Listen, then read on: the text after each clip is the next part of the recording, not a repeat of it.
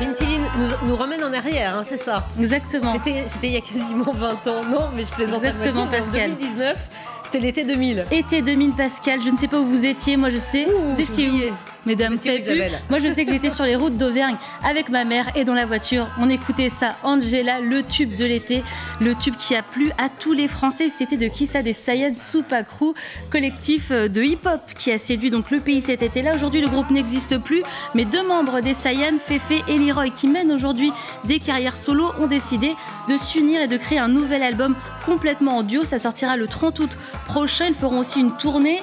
Alors ça, c'est un duo éphémère, hein. Ça durera seulement 365 jours, pas plus, pas moins, le temps de défendre cet album sur scène. J'ai eu la chance d'écouter l'opus et franchement, c'est une pépite, Pascal. 12 titres aux influences clairement urbaines. On a des morceaux très rap qui mettent bien en avant le flow de Leroy que vous voyez à l'écran. Mais on a aussi des titres plus dansants, Pascal, vous allez l'entendre, et plus solaires. Écoutez les deux premiers singles. On se connaît pas, qu'est-ce que tu deviens? Je t'écoute parler, j'entends rien. Je t'ai jamais vu, je te kiffe bien. Bla bla bla bla bla bla bla. On se connaît pas, qu'est-ce que tu deviens? Je t'écoute parler, j'entends rien. S'aimer, qu'est-ce qu'on s'aimerait? C'est long. S'aimer, qu'est-ce qu'on s'aimerait? C'est long. S'aimer, ma chère, qu'est-ce qu'on s'aimerait? C'est long. S'aimer, ma chère, qu'est-ce qu'on... Alors je ne sais pas ce que vous en pensez, mesdames, mais ça sent clairement le tube de l'été, cette chanson Si l'on s'aimait. J'aime beaucoup, on reconnaît vraiment la touche Sayan Super Crew dans ce duo. Pourquoi? Parce qu'à l'époque, ce sont ces deux garçons qui étaient à l'initiative de la plupart des titres du groupe. Et à force de s'inviter sur scène et sur leurs albums respectifs, eh bien, les deux garçons ont décidé de se poser, de faire cet album un petit peu dans l'urgence. Ils se sont donné aussi, vous le voyez, une identité visuelle un peu à la Blues Brothers. Féfé et Leroy reviennent très fort, hein. Les morceaux sont d'une grande qualité, c'est rap, très musical. L'album regorge de tubes, tout simplement. C'est très bien écrit. On a aussi beaucoup de collaborations.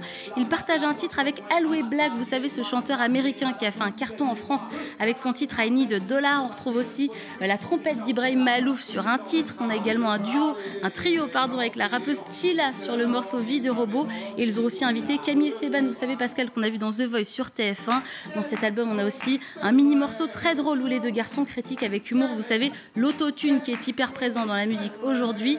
J'ai rencontré les deux garçons avec David Verrag. Ils m'ont raconté comment ils ont travaillé. Écoutez-les.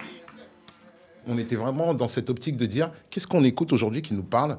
Comment est-ce qu'on peut être d'aujourd'hui sans non plus faire comme si, regardez, on a 20 ans en fait maintenant. Non, en restant nous-mêmes, quoi. Donc ça a été un travail de beaucoup se parler, de se faire écouter du son, de se proposer. Et puis voilà, parfois il arrivait chez moi et puis peut-être en un quart d'heure, il y avait un son qui sortait.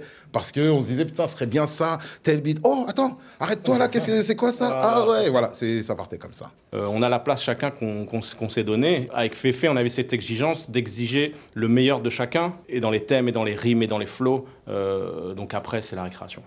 Voilà, l'album 365 jours sortira le 30 août et ils seront à l'Élysée-Montmartre à Paris le 19 novembre.